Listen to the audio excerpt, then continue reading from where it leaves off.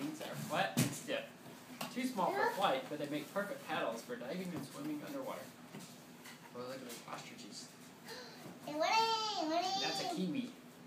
Yeah, it's running. The gooses are Oh, yeah, they're running. The gooses. The ostriches. Oh. Oh. Read it up. An ostrich can weigh as much as a person. It's too heavy to fly, but it can run from danger at speeds of 45 miles per hour.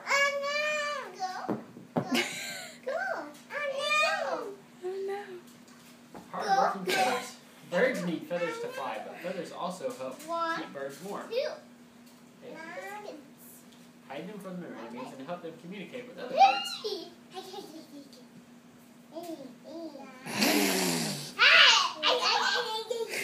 We're excited about this book. Oh, stop. Is the ostrich putting his head in the ground? Is that what? There's not even an ostrich on the page.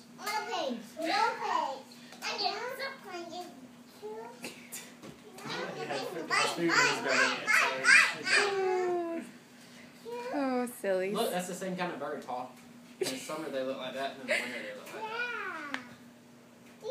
that. Why is he white like that?